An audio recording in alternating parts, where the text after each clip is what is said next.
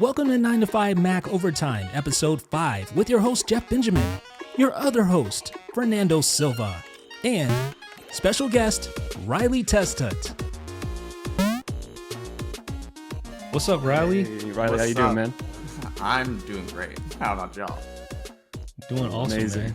Pleasant surprise for me. Nice shirt, man. Thanks. Oh, I love this. Yeah. It's my good luck sweater. It's great. Man, so thank you for joining, dude. Like, we were just talking, both of us have been like fans of your work for years. Oh, well, Like I'm a little bit giddy. I'm not gonna lie. This is like, whoa. well, I'm getting being on this. I'm talking to you. So thank you. I appreciate Yeah. that. All right. So, Nando, do you want to introduce him? Yeah, let's get it started. All right, welcome everybody to 9 to 5 Mac Overtime. I am your co-host Fernando, and we got Jeff Benjamin over here as well. But we got a special guest today with our very own Riley Testut, the creator of AltStore, GBA for iOS, the Delta emulator. I've spent hours and hours on my iPhone 5 playing Pokemon because of you. So, Hey, same so here. welcome, yeah. my man. It's an honor to be here. So excited. No, of course. When Jeff told me that we were going to have you on, I was like, wait, the Riley Testut? I was like, all right, let's do it, man. Of course. Nice.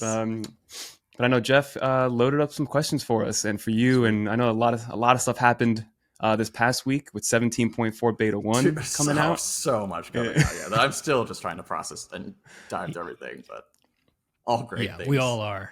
Yeah. And it is, yeah. So, like, first of all, where are you based out of? Right now, I'm in Dallas, Texas. It's where I Nice. grew up. I was living in LA for a while, and then me and Shane, my business partner, we moved back here to kind of like buckle down and really focus on AltStore. So, just in Texas right now. Okay. So give us a little bit of history about like your path to number one, iOS development, and then eventually all the way to where you are right now. Like you started, it was a small little game that you made initially, right?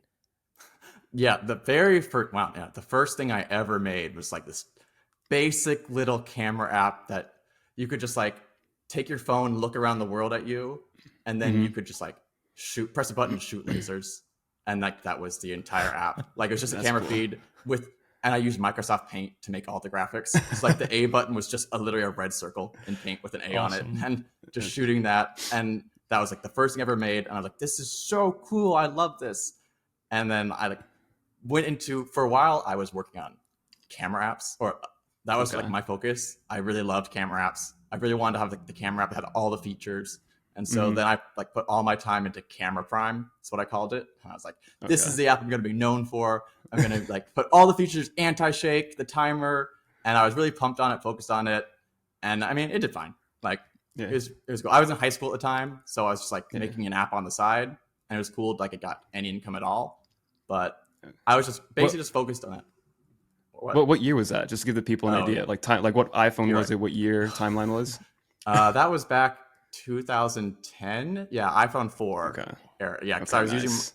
I started on my iPhone 3G development. So basically, I got my iPhone 3G because I was like, oh my god, this iPhone seems so cool. And then as soon as I got it, I just fell in love. I was like, this is the most incredible device I've ever owned. I could just do so much with it. And just so the first day, like I just downloaded all the apps you could from the App Store. Yeah. And I was like, oh, this is so amazing. And I was just blown away by the creativity. And so I wanted to then start to make my own apps. And so then that led me into like the camera app stuff. So I was working on that.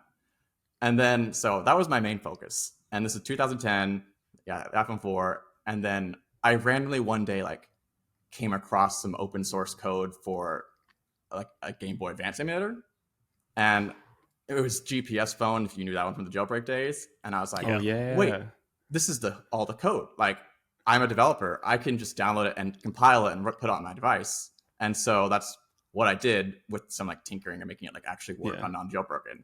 And so once I just did that, I then was like, this is pretty cool actually. Like, I can just play Game Boy games with my phone. So then I gave it to like all my friends at school. I would like install, like take their phones and like install it from my Xcode and put it on. So then we all just be playing Game Boy games.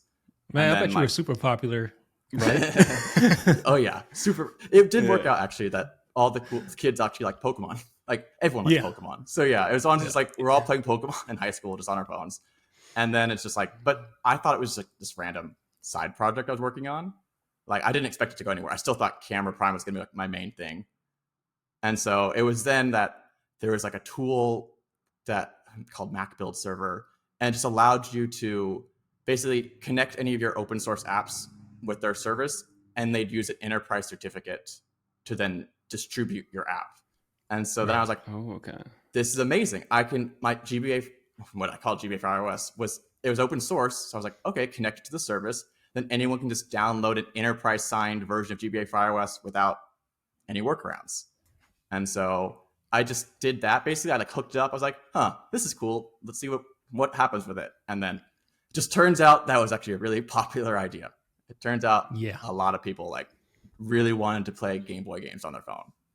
Yeah, a lot of people. I just remember that being so popular, and I remember being super excited with the idea. But then you take it to another level with Delta, like, because now it's not just Game Boy Advance, but it's multiple different hardware. Super Nintendo. Exactly. And it's just because I learned from working on GBA for iOS, I was like, oh, there's a demand for this. Like, I made GBA in my spare time, but so then I was like, I should focus on like a real app, like actually build a full all-in-one like emulation platform.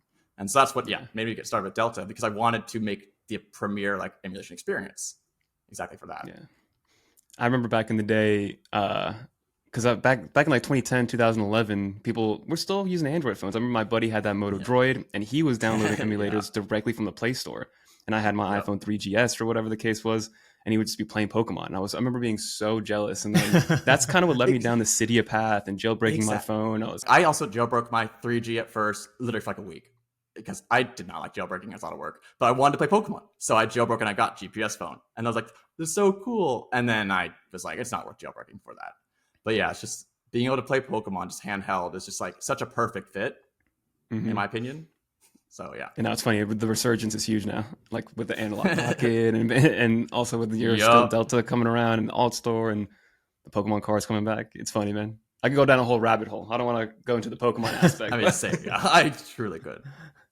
So you started developing Delta. Now you also created the AltStore, which isn't, well, kind of the name speaks for itself, but an alternative app store. What were those developed in parallel? How did which one came first? By the end they were. So I was working on Delta, and so I just graduated high school. I released GBA for iOS at the end of high school, and then I went into college, and I was like, okay, I'm going to spend like all my spare time in college working on Delta. And so I worked on that for basically a full year, like my freshman year. And so then I went to WWDC that year, and so I got to talk to the app review team. And I basically was like, hey, I'm working on this emulator. I want to get it in the App Store. Like, I want to distribute it to people. I don't want to do any hacks or weird things with it. And then I talked to them, and they basically said, hey, we actually can allow it as long as you follow like certain rules. And the rules they told me were I had to basically give them a white list of games for them to approve, so that they could make sure that every game you emulated with Delta was like App Store safe. And I was like, fine, like, okay, like I could just send them a list like every app update and be like, here are the 10 games this update supports now. And then Apple would go and review those 10 games. And I was like, whatever, it's janky, but I'm willing to do anything to get it in store. So I was like, that works for me. So then I basically spent another year building Delta with that in mind, like thinking I'm actually going to release this thing, like it's going to be a real app. And so then I met them again at the next WWDC, and then the same person told me, so I talked to like the higher ups. We can't allow emulators. Like basically telling you, it's like, it's not a real rule, but like they couldn't do it. And it's for like legality, intellectual property stuff. And I was just like, but you told me I could. And so I spent a year working on this. Literally, I was very frustrated, and I understood. But so then I basically was like, is there any other way I can distribute this app? Like, can I get Delta out there literally in any way? And then I basically came across like the way of using AltStore. The idea of sideloading by using like free developer accounts. So I just basically was like, if everyone has an Apple ID and Apple's made it possible for you to install your own apps onto your phone as a developer for free, if you're just testing out your own apps, I could just use that same system to make AltStore trick everyone's phone into thinking they're installing their own self-developed apps. and that would be totally allowed with what Apple does. There's a lot of restriction in place, like you can only install 3 apps at a time from this method, and they expire every 7 days, but it works. And so I was like, whatever. And then that was just AltStore, was like just making a whole convenience layer around a lot of these like annoyances that Apple had in place for personal like development apps. Yeah, trying to reduce the friction as much as possible then. Yeah, because there is a decent amount of friction there. Yeah. And real quick, right before we jump into, because I know Jeff has another question, but for a GBA for iOS, was there any point where you were generating? Was there any like revenue generating happening at all? No. No, that was you were spending your all free time. I was on the hook at one point for $13,000 to Amazon because I had not optimized a lot of things, and the first month I saw the bill and I literally had to go to my parents and be like, and then we had to email Amazon, and they did in fact forgive it, and they did not make me pay the $13,000 nice. that I could not afford as a high schooler. But yeah, I learned my lesson from that on how to host things responsibly and cost effectively. But no money came from it. Just good PR, great, and like I loved it. But yeah, no revenue. Okay, no, I was just curious for sure. Mm-hmm. Yeah, like, and I know we'll talk about some of like the Patreon thing a little bit later as well. But you mentioned that there's like things that you had to sort of massage or to work around to make it more convenient. You mentioned the 3 app limit, so that's obviously a big one. 7-day expiration, so you have to renew every 7 days basically. Yeah. And then of course there's the developer fee itself, $99 to be a developer. So in what ways did you create, what methods did you use with AltStore to make it more convenient for just the average user? Yeah. So the biggest like barrier was the $99. Like the average person wasn't going to spend $90 to sideload. So thankfully, Apple made it possible for you to use your own personal Apple ID for free without paying money to install just your own apps. So the entire system on AltStore is based on that, free developer accounts. And free developer accounts are the ones that have all these limitations. So like if you pay Apple $100 a year, you can sideload as many apps as you want. There's no restrictions. Do what you want. You're a full developer. If you're a free developer, like all of AltStore's users, that's when you have like the 3 app limit. Every app expires after 7 days. But so yes, the first step was just getting it to be free. So I knew that you just you can't convince people to pay $100. I mean, you shouldn't. That's a lot of money. So then we made it free. And the next thing was like figuring out the 2 other things. The first was that you need a computer to sideload apps. With the system set up, you can't from the device install a personal developer account app. So that's why we made this whole desktop app alt server that all it does is AltStore sends the app to alt server over Wi-Fi, and then alt server just installs it back to the phone over Wi-Fi. So it's like, to me, redundant, but it just works. Like I'm like, sure, I can't install it from the device, just go to the computer and then go back to the phone. And so that was one workaround for that. And then we tied that for the 7-day thing is just basically in the background, AltStore will try to find alt server on the same Wi-Fi network, like every once in a while, and then try to just refresh your apps in the background. And so if it can do that at least once during the week, then your apps will last for another week. And so that was the idea. We also made like a Siri shortcut for it. So like at 2:30 every day, AltStore refreshes all my apps. And I'm like, cool, works well. Dang, that's a beautiful workaround. Yeah, again, like people don't want to deal with that. Yeah, with what was given to you, because Apple, God, Apple and Pokemon, man, and Nintendo. I know. Anyway. Yeah, it's like the perfect combination, yet no one wants it to happen. Right? It's wild. So were other like developers able to use AltStore as a way to distribute their apps, or how did that work? So the very first version of AltStore was very much this is a Delta distribution tool that you can install other apps with. And so from that point on, the focus was on building it into like an actual storefront. And so like a year or so after launching AltStore, I made it actually able to install any app from any developer. And then for the past year or so, we've been like building up basically what we call sources. So it allows anyone to self-host like their own app in AltStore, kind of like a Cydia repo back in the day. Yeah. It's the same thing. You would just have your just a JSON file listing your apps. You upload that to your server, and AltStore can just find that, and then users can then add your source and get your apps. So that's what we've been building towards, and we're about more or less ready to launch that. And so that's a full, true like storefront for all developers. versus right now, because of all the security stuff, we didn't want to we knew there were a lot of risks. So we split the difference right now. If we have trusted sources for right now in the current version of AltStore that we've signed off and said, we do trust these, we know they're safe. You are welcome to go on the web and find whatever other ones you want to find and download apps. But if you just want an easy all-in-one experience, these apps are fine. And so that's what we're trying to balance. So it's not the most perfect analogy, but it's sort of like a legitimate like Cydia for non-jailbroken phones. Mm-hmm. It's that idea of it's decentralized, and like just because we thought people should be able to like be in control of their own apps, and we didn't want to be like an app review centralized thing. Yeah. So the benefit of that is not only like you can have apps that Apple wouldn't allow in the App Store, like Delta, but then there's even more like advanced applications. Like did you make clips? Yes, yeah, I'm also make Clip. My personal it's my personal hobby app. It's a clipboard manager. Yeah.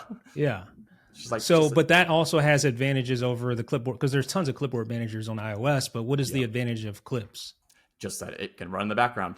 Like that's just it. Just it using APIs that App Store apps can use. Like right now, the current version just plays a silent audio track in the background and just keeps it running, and so it can listen to the clipboard. But it's like these are things App Store apps can do that just aren't happening right now because of arbitrary decisions. So yeah.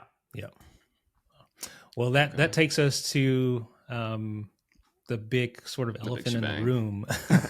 Yes. So as the creator of an alternative app store like AltStore, what are your thoughts on the new regulations from the EU that Apple's implementing with iOS 17.4? Just what are your thoughts in general about that regarding the ability to have a third-party app store and their rules behind it? I know it's a lot.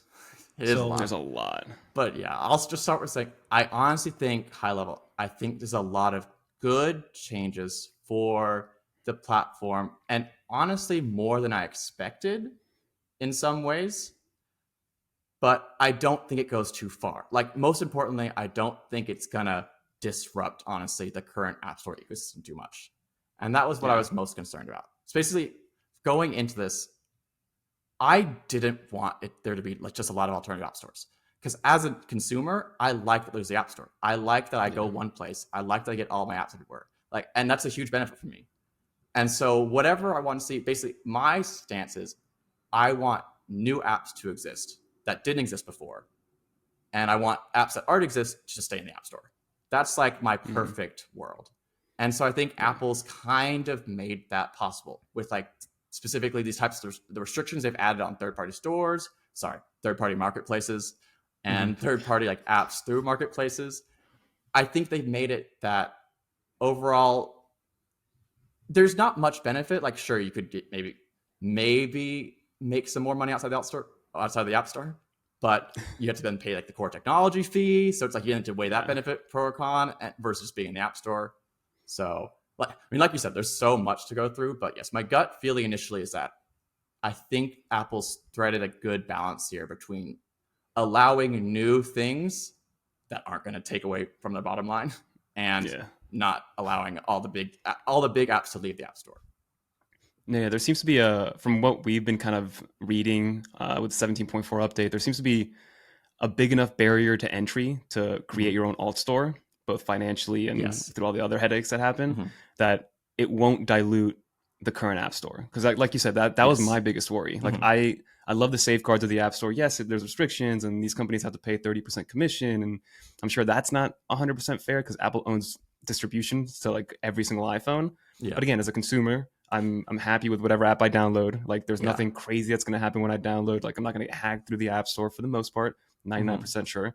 So that was my biggest worry. So, I mean, let's see what happens. And again, it's only in the EU right now. And I just hope that app developers and companies and brands don't start investing, 30, 40, 50% of their money and leave the App Store and start investing in these alt stores or again, alternative marketplaces in the EU. Yeah. So that's my biggest worry. Yeah. So I think, I agree. I don't see that happening as much. I think that would have been bad. So, I mean, we'll see for sure what happens, but I do think as a whole, like having a high enough barrier for entry to making third-party stores is a good thing. Yeah. It's expensive, man. That that 50 euro fee per download basis, that's wild. Yes. And we've We have plans. We know how we're going to handle it, but yes, that was a fun thing to figure out yesterday. We knew there would be restrictions. We knew that Apple would have requirements for third-party stores, and so yesterday was all us being like, okay, cool, let's figure all this out, get it all working out. But I'm happy with what we're doing at least. Yeah. So what is the plan? Go ahead. Yeah, that's what I was going to ask. The same question. We're curious, man. Or what is the plan? Yeah, if you don't mind sharing. I don't want to reveal too much right now because we're still figuring out some technicalities, but I'll just say that we will be launching, we will be a store, and we're not going to do anything like gross or like scummy to try to afford these things. So we have a plan. We'll be figuring it out. So maybe Delta will be on my iPhone sooner rather than later. Although that is what we're trying for. Can people in the US get it? Like, what is the situation for people in the US that want to sideload? You can't right now, right? Yeah. I mean, you can use AltStore, the existing version of AltStore. That's but no, as officially sideloading, there's nothing really. I guess we'll wait and see if there are ways around it. Like, I don't know if a VPN would help. I think there's multiple things. Like, y'all even reported. Jeff was playing multiple with that. things. Yeah. It's like how there's multiple.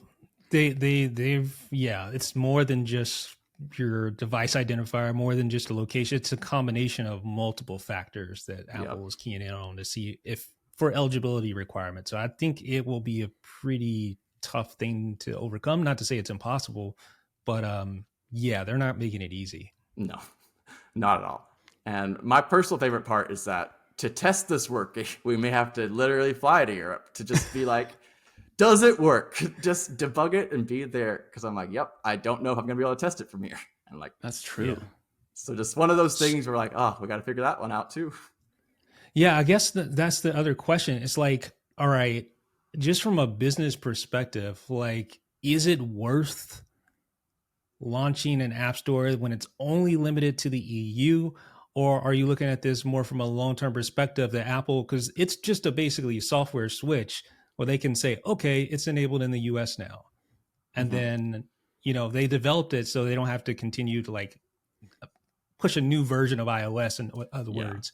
I think it objectively is kind of crazy to be focused so hard. If it was just going to be the EU long-term, I don't want to say crazy. Like, it would just be a lot of effort if that was the ultimate end goal. And so I view this as, I think this will expand to other like places in the future. I think we will see this in the United States at some point. I'm thankful it's starting in just the EU because I think this is a like uncharted territory, and so we should like be careful with it and like see what happens in Europe before we expand to other places. But I do see some form of sideloading just expanding beyond Europe, and I want like be prepared for that. But also at the same, even if they weren't going to expand in the future, I probably would be invested in this just because I really just want to get Delta out there. Like, that's all I've just wanted for so long. It's like just that personal passion for it. I would probably just be like, whatever, I'll deal with it. I'll figure it out just so I can say it's finally real, like a real app. I'm curious, how many, what's like the user base for both the AltStore and Delta right now? Like, what a rough idea. So we passed like our 3 millionth user, I think, in the past few months for AltStore. Like, so yeah, pretty happy with that. Incredible. And I think we're nearing 1 million for Delta. That's like, we'll get there. The fact that you have those numbers with this amount of friction means like if you get it in the way where it's a lot easier to get, that's gonna 10x easy. That's easy, I think. We're hoping to see some increase. It would be unfortunate to put all this effort in to see nothing change, I will say. Yeah. But yeah, that is what I'm thinking. With all this friction in place, if there's at least this much demand for current sideloading, I hope that more easy sideloading will make more people want to be able to download Delta or something. So obviously this is just talking to you. It's a passion project. It's not about, getting rich, but obviously there's cost involved with what you're doing. So how are you able to support yourself and to grow your business given sort of the strategy here? Yeah. Well, so up until now, we've just been all entirely supported through Patreon. And that's been the only source of income we've had. So it allows me and Shane, my business partner, to work on it full time. And that's been incredible because it means we're not having to spend any time doing other things. I don't have to have another job. And it's been working out very well. And I'm very happy with that. So going forward, I think that'll be just pretty much the primary way we're getting any income, if not the only way. because it's a nice balance between use. Like people understand it. They get Mhm. AltStore for free. If they get Delta for free, if they like it more, they pay more. If they don't want to pay more, they'll get all the features eventually, because all the things, we just give them the beta versions of our apps. So everyone still gets everything eventually in time. I also do want to point out that App Store does not let you do that. You cannot sell beta versions of your apps, which I think is stupid because it works very well. People want to pay for beta versions of apps. It's a very sustainable way of making money. And it's just one of those things that, you can't do in the App Store. But so that's like been people want to be nice. beta testers, Yeah, exactly. which is funny. Yeah, and it's sort of like the Patreon model. Yeah. It's like you get extra perks if you are willing to pay. So that totally makes sense. It just works because you avoid the whole why are you holding back features for paid users? It's just they're not being held back; they're being worked on. You'll get it when it's ready, but if you want it early, so that's been really nice. And also with AltStore, we are just separately, we're hoping to encourage that. We've built in support for Patreon to AltStore so that other developers can make Patreon campaigns and distribute apps to just their patrons, because we just think it's a much better system of making money, especially for free apps. But so that's one angle, at least for all our funding. Is there kind of a gray area to charge people specifically for Delta because it is an emulator and because you are playing, IP titles and things like that? I think I'm happy with where we are with it, because it's basically, you're not buying Delta, you are supporting me and Shane and whatever apps we do. And I think that's helped make it be because the same donation goes to Delta and AltStore. We're just working on both full time. And so it's kind of whatever app if you just want to see apps from us in general, or Clip, people love Clip. And so they'll donate for Clip. And so that's the idea. If you want at all ideas from us, you'll donate. And it's not, you are charging for an emulator or you're charging for certain things, which gets into the weirder territories. Yeah, of course. Okay. I was curious. And then one final thing that I do want to bring up, because there was one global change with 17.4, which was the ability to now have things like Xbox Game Pass and Steam and I was going to ask the exact question, man. Right? So I'm curious to know is there why not create a streaming platform for these GBA emulators or these Wii emulators? Is that something that can happen? Have you looked into that? So that's interesting. I mean, I think this is where I think the App Store rules allow it. I think, though, if you were to actually have a Wii streaming app, it would be the same situation as Delta. Apple would be we can't, because they have a partnership with Nintendo. It's like Nintendo could just pull Mario Run and other apps from the App Store. And it's just, I don't think they can sign off on the idea of running Wii or GameCube on the phone, just to keep their perception and just avoid a lot of legalities.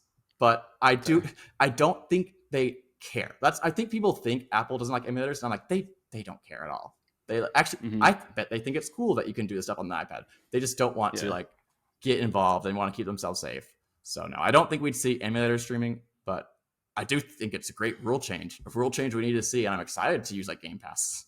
And finally, just not through Safari, finally. Yeah. No, I was just curious about that aspect because, again, that's the only real change that's coming to the US is that ability to be able to finally play a full-fledged Madden off of Xbox, your Xbox Game Pass on your iPad. I did see the rule change. I was oh, man, this is basically this is basically what would allow Delta, but I'm just no, it's the intellectual property stuff that stops them. Even if it is legal. It is totally legal. But so rip your ROMs legally. Exactly. I have a Game Boy ripper. Yeah. I do all my stuff's legal. Do it. But, oh well, I do understand. I don't hate Apple for their stance on emulators. See, we got our games. Beautiful, amazing. Yeah, one of the best ones right there. So I'll just rip that and we're good. Yeah, exactly. Yeah, we've literally talked about should we make a hardware accessory that we sell that just rips ROMs and then connects to a version of Delta in the App Store, and then that would be a totally legal way. You just back it up, put it on your phone, and maybe someone wants to do that. Cool. I think it'd be a cool idea. I have no idea how to actually build hardware. I'm just the app guy, but I was you know what? If we want to do it Delta legally, we could just add the adapter to read the card, just like a Pocket. I was going to say, you should reach out to Analog Pocket and maybe partner with them with something. That'd be a cool partnership. That'd be amazing. Would love that. Right? Yeah. I did just pick up the red one, by the way, for anybody that's curious. Excellent. I got my purple translucent one. God, all those drops they're doing. Jealous. I was it's amazing. I now have 3. It's bad, but that's funny. So that's why I couldn't get mine in time. Yeah, sorry about that. Yeah. I was for Taking all the testing, I had to inventory. make sure that it worked the same as Delta. Yeah. So Riley, we really appreciate like your insights and just all the hard work you've done. I mean, just an amazing like developer, and you've brought no doubt a lot of joy to users who like to play emulators. And how can people support you? Can you just help us define where we can go? Sure, yeah. So if you just want to follow me and stay like up to date, you can follow me on Mastodon, Riley Testut at mastodon.social, or on Threads at Riley Testut. Or if you want to support us financially and donate, and like because you like what we're doing, you can go to our Patreon, which is just patreon.com/Riley Shane, and donate whatever you think is kind. And because trust me, we really appreciate it. It's literally the only thing keeping us going right now is our Patreon. So it's a beautiful thing. All donations, we are really thankful for our patrons. We could not do it without them. Awesome. Well, thank you so much for joining. Any last things you want to tell the viewers? I can't wait. I'm excited to see what happens. It's going to be fun. I'm stressed. I'm going to be very stressed next month getting everything ready, but yeah, overall, very happy. So yeah, thanks for having me on. Really appreciate this. And Delta on Vision Pro? Maybe. I'm working on something, but we'll see what happens. Yeah, we're gonna need to have you on like next month or something. Then we'll figure this out. Yeah, for sure. Yeah. Let's talk. Awesome. Thank you. Thanks so much for the time, man. Thanks so much, y'all. Riley Testut, everybody. Yeah, that was awesome. Yeah, that smile was infectious. He just seemed like happy to be doing what he's doing. That's like a testament to consistency, to doing what you love. I mean, the guy, yes, he's getting money through Patreon now, but being turned down year after year from the App Store, $13K in debt from Amazon, that's wild. Good for him. Yeah, I could see that being super frustrated, like being told, right? Yeah, we can do it. And then next year they're like, no, but yeah. It's and not having surprising. To deal with those gray areas of like intellectual property, like that's kind of scary, trying to make money off of that. So yeah, that would be a tough area for sure. I'm glad it's in his hands. He's doing a good job. Yeah. But I mean, there's still so much that we can talk about, man. I mean, like we mentioned at the very end, the streaming app services. I guess the last thing that we could probably talk about with 17.4 in terms of all these policies and changes that are happening is Apple opening up their hardware on their iPhone, like their NFC hardware for tap to pay, and now removing that proprietary angle where like literally apparently anybody, again, in the EU, anybody can now have access and use that to create their own form of the Apple Wallet, their own form of Apple Pay, which when you say anybody, it's like huge entities like banks, right? Like big, like fintech, banks in general. I mean, talk to me a little bit about what you like. What is the benefit of like, let's say, like I bank with Chase, right? If Chase is, I don't know if they're overseas or not, but what would be the benefit of me opening my Chase app and paying at the gas station with my Chase app versus Apple Wallet? Right. Well, I think the whole thing is they want to actually be an Apple Pay replacement. Like, so it's not just like opening your app, but it's like you double tap to open up Apple Pay. Mm-hmm. They want to be able to double tap, disable Apple Pay, and use their own like whatever Europe Pay, EU Pay. Like, so I think banks have complained that because of the tight integration with Apple Pay and the hardware, that Apple has an unfair advantage because they're basically sort of like kind of a bank in a way.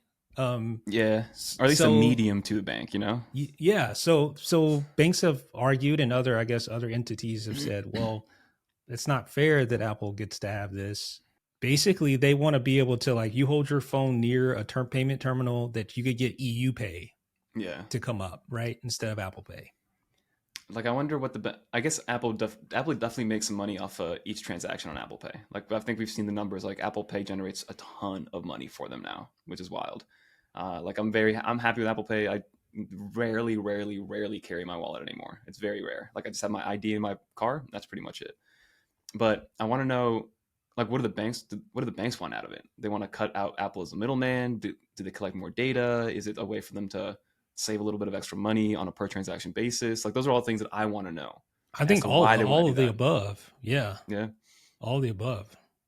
I guess they could track people's spending habits a lot closer, even though, I mean, they have our spending habits already, right? They see every transaction, but I guess maybe more tight-knit integration. It's just, again, a lot of things are going to change, and I don't know.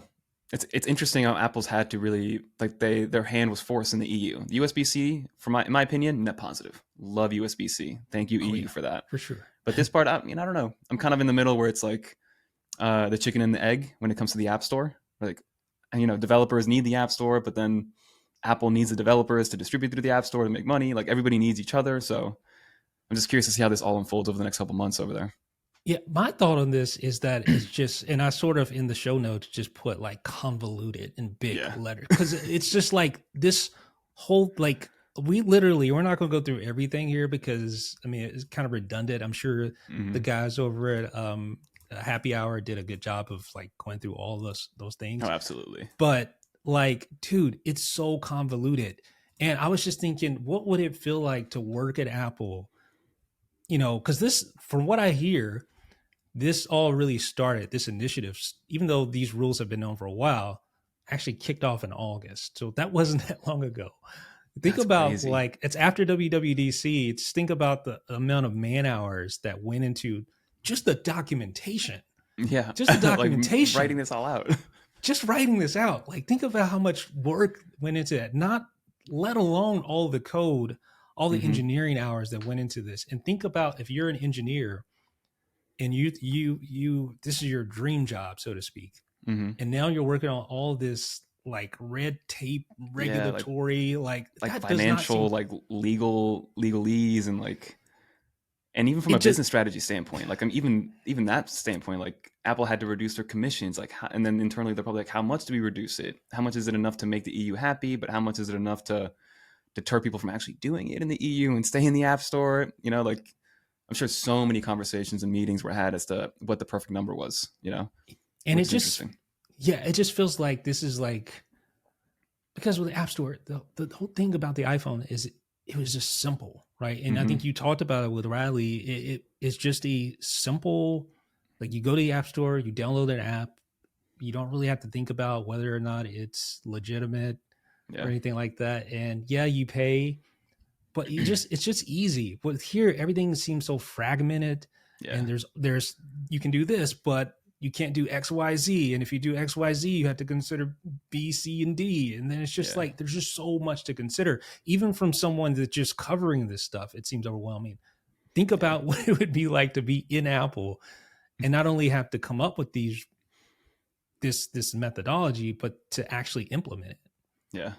I mean, it's tough. And my whole thing is like, okay, a lot of this stemmed from people not being happy with Apple's 30% commission, right? It is a big chunk, whatever the case may be. And Epic Games kind of try to work around it with Fortnite and things like that. But, whether you love or hate X or whatever the case was, they kind of did it the way that I thought most people should do it, which is charge people more if they want to sign up for Twitter Blue or whatever it's called, X, get your check mark, charge people more if you do it through the application itself. And then if you want to charge people less, send them to your actual website, right? I think that was one of the easiest solutions where nothing becomes fragmented. It's like, all right, Apple, take your cut, take your tax because you're paying it through the app itself. And then if not, get it like a 30% discount, getting it through our site directly. I feel like that would have solved a bunch of issues. But now we're in this, like you said, convoluted situation where everybody wants a piece of the pie for good reason. Like, I don't know, there's no sides to it. Nobody's in the right or in the wrong. It's just, I think at the end of the day, consumers are going to be the ones feeling it the most. In both negative and positive way. Yeah. Like, and then you think about like just the alternative app stores, all the rules that go into that. I'm just looking at some of the rules. Then you have App Store notarization, which is a good thing, right? Like apps on the apps on the Mac are notarized. Like you can't. So they check for accuracy, functionality, safety. Apps can't promote physical harm of the user or public. I'm just reading this. Security, apps cannot enable distribution of malware or suspicious or unwanted software. They cannot download executable code, read outside of the container. Then there's privacy. They can't collect or transmit private sensitive data without a user's knowledge. So there are going to be some checks there, but they're still obviously, it's not going to be as tightly controlled as the App Store. Right. And I think it was like they said, people are saying that Apple did it this way because they think the EU maybe won't pass. I think the EU still has to review all this stuff, right? Like Apple just came out with this, or is this already approved by the EU? Correct me if I'm wrong. I don't know, but I know the changes are in March. The changes are happening in March. Like they need to be done according to the EU. So I don't know. There's still a lot of things that they got figured out.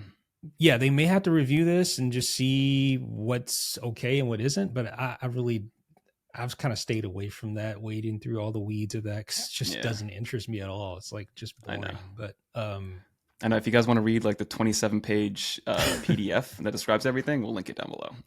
yeah, and then there's like you mentioned there's 0% commission for apps distributed outside the App Store, but then there's Mm-hmm. that core technology fee, which is like, so if you create a marketplace, Mm-hmm. you have to pay a annual core technology fee for every user, right? Am I Yeah. understanding that correctly? And that's like 50, It's like 50 cents. 50. How do you say it? Is it I, pence? No, that's not it. I It's don't know. point five euros.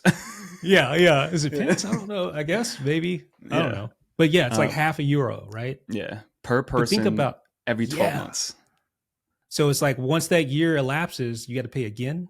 I think the language is every first time download every 12 Yeah. months. I don't know exactly what that means. Like if I download it in 2023, will I still be charged 50 cents in 2024? I'm not 100% sure, but it's still going to be expensive. Like I saw, maybe if I'll find it and I'll put it in the show notes, but I saw a tweet that because Apple has a calculator, they give developers a calculator of how much it's going to cost them to run their own marketplace. So somebody put in a bunch of numbers and basically said that if your marketplace makes $10 million of revenue in year one of this new situation, 6 million of that goes to Apple because of core technology fees, the price of having stuff in the App Store, the 20% commission. That's crazy. And we're not even talking profit. This is revenue. So imagine how much in profit these people are making after the fact. It could be like almost nothing. So again, I think Apple's doing it where it's like, yes, you're technically allowed to do it, but we're going to make it relatively difficult and only like big players are going to be able to do this. It was kind of confusing to me. So if you have a marketplace, which is basically an alternative app store, Mm-hmm. it's every user annually 50 cents, Yeah. right? 50 pence or whatever. But if you distribute an app on one of these alternative app stores, you get the first million free. So it's a little bit different if you're a Okay. developer and you're launching an app on an alternative app store. The first Mm-hmm. million, there's no core technology fee. It's only after that first million that you start getting the ding for Okay. each user.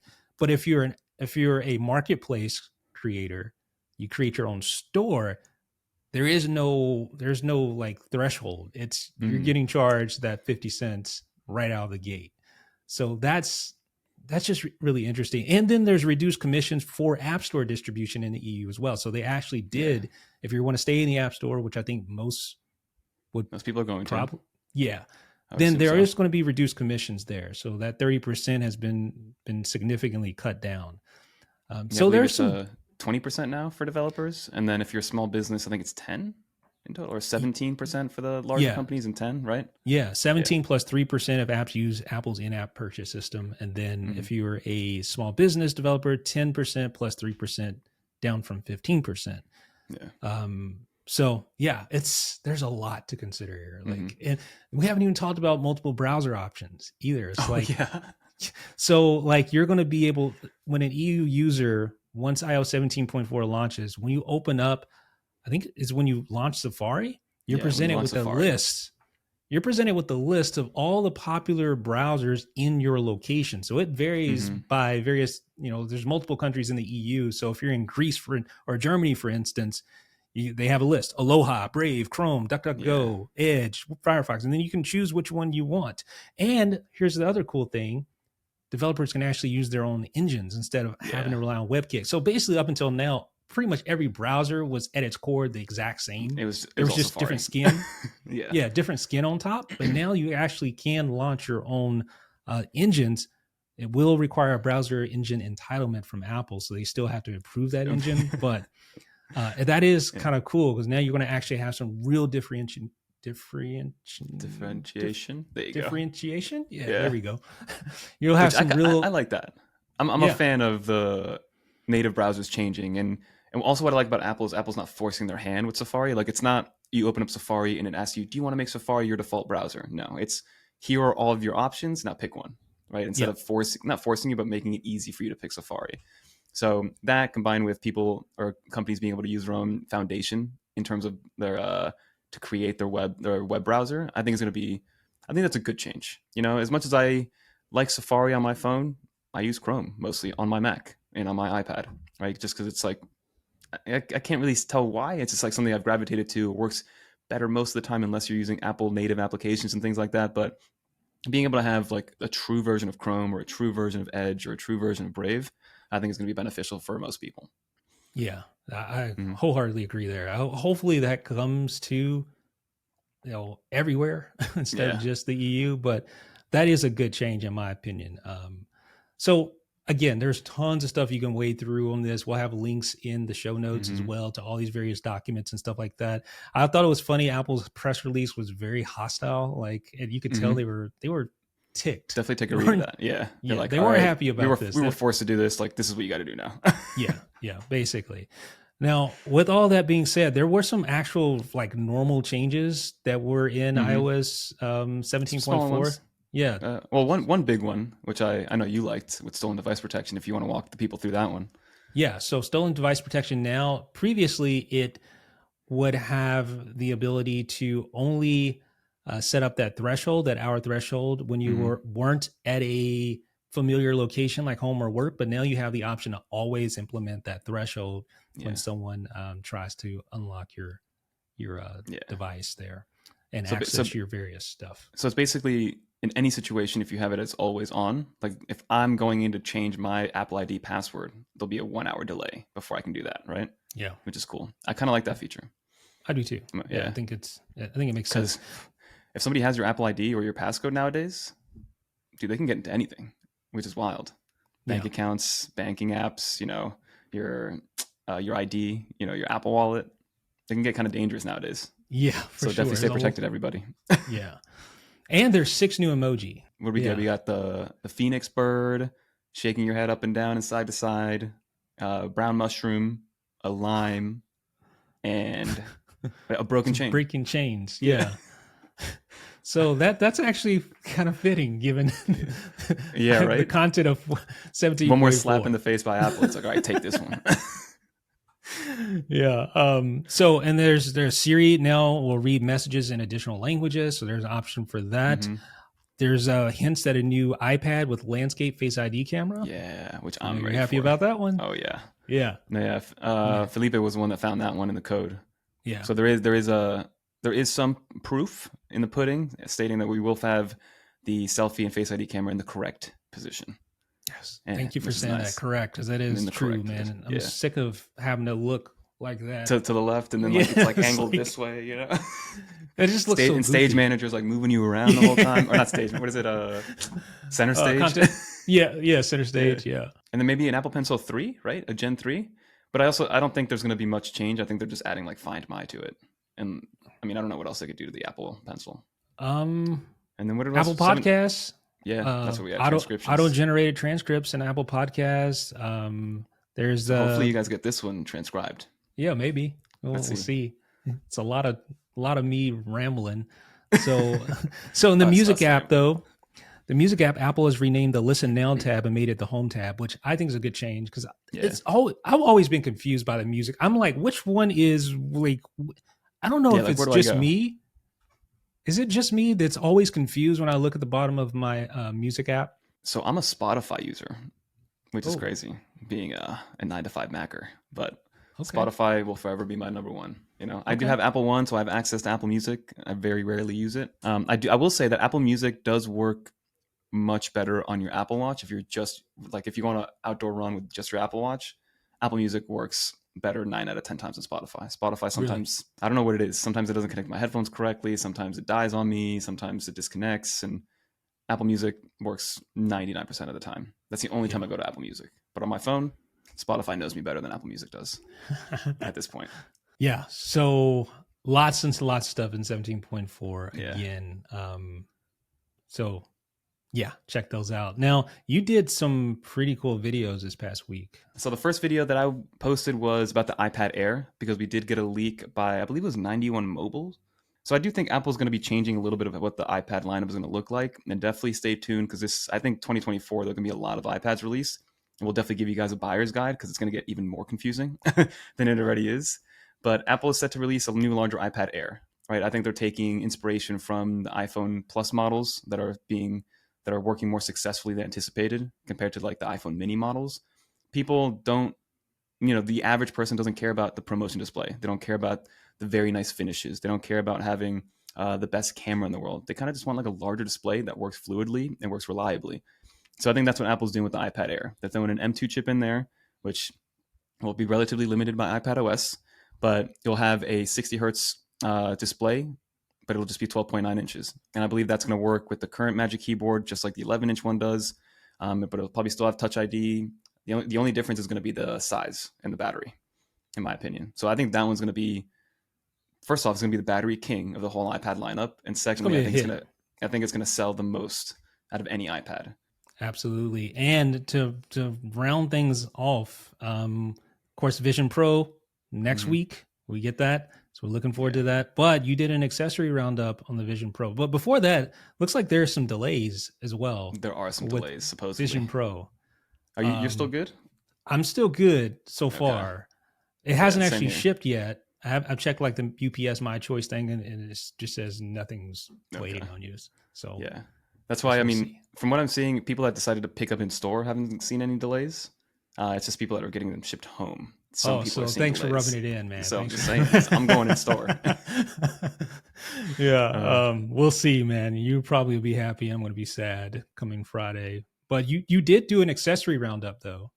Yeah, I kind of want to see what's out there because typical Apple fashion, Apple makes some high quality stuff for their products, first party accessories, but they're usually a little overpriced, in my opinion. Right? We were talking about it. Yeah, their travel case, which is just like a hard shell fabric travel case. I'm sure it'll be nice and look nice, but it's $200. That's crazy. So there's already companies like Spigen coming out with their own version of it for like $80, which has a lot more function. I'll leave in the show notes. They already have a name for it and everything. But zipper pockets, being able to carry more than just a Vision Pro, little carrying case for $80. Now that's something that I'd be okay spending, right? There's also companies like Bandwork that make Apple Watch bands for the most part. They're making really nice, like aesthetically pleasing in different colors because, or headbands at least. Because as of right now, if you buy a Vision Pro, they're all going to look the same. There's no variation. There's no colors. There's nothing to differentiate Apple Pro from another Apple Pro or Apple Pro, a Vision Pro from a Vision Pro. So, I never thought about that. It's good. That's a good third-party opportunity for sure. And I saw, right? Did you have like a protective cover thing for the?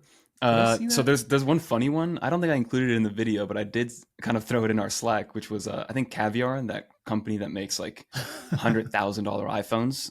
They're making like a gold-plated like visor, cyberpunk style that goes over this thing. That's going to be an insane amount of money. So yeah, you guys want to jump put it on, you'll be like this. Yeah, it's already heavy enough. You're gonna your head. Hey, but you'll be worth like $10,000 with that thing on, Yeah, I was wondering, like, would it be a good idea to invest in like a protective, like, because I've seen those on Amazon where they have like a protective, like, for instance, your phone. I've made the mistake of not putting a screen protector on here because I used to think you don't need screen protectors. Yeah, it's made glass. Out of sapphire or whatever, What's you should see my phone. You should see it. It's terrible. Looks like a cat just went and just did that. It's bad, man. It's so scratched up. So yeah, you put your phone in the same pocket as your keys. Good luck, man. It's over. Yeah. So I was thinking that actually might be a good investment if it's not too heavy to add like a protective thing on the Vision Pro. Yeah, so there's definitely be on the lookout because I've spoken to Spigen. They're coming out with stuff. Like I mentioned, Spec is another company that has like a trio stuff coming out. So things will be coming out that are a lot cheaper than getting it from Apple. So just be on the lookout. Companies are going to come around to it. The volume probably won't be as much because obviously there's a billion iPhones in the world. That's why there's so many accessories. There's only about 200,000 of these coming out to begin with. But little by little, just go on Amazon and those no-name companies will be your best friend. Yeah. I want to get some googly eyes. I think that's definitely right. I definitely want those. So that'd be so funny. You wear those in public, and all of a sudden you're just like. But I'm excited for it nonetheless. Yeah. So next week, it's. I don't know what the like. Maybe we better move the show to Saturday. I don't know. We'll have to talk about it because, like, obviously on Friday, we're gonna be busy. We're not gonna want to get on this podcast, man. Are we? Yeah. Like, maybe. I don't know. We'll see. Well, we got to be consistent. Maybe you'll be the first person I want to talk about it to, Okay. All right. Maybe we will. It's going to be a wild one next week. So enjoy the calm before the storm, everybody. You know, it's going to be a quiet beginning of the week. But after that, just get ready for a lot of content. Although I think some reviewers, obviously not us, but some reviewers are getting the Vision Pro a little early to review that thing. So yeah, maybe one day we'll get on that list. Until then, we'll be getting it just with everybody else on Friday. Yeah, we with the people, man. We with the people. Yeah, exactly. All right, man. Well, it's nice talking to you as always, and I'll catch you soon. All right. See you guys. Peace, everybody. Good weekend.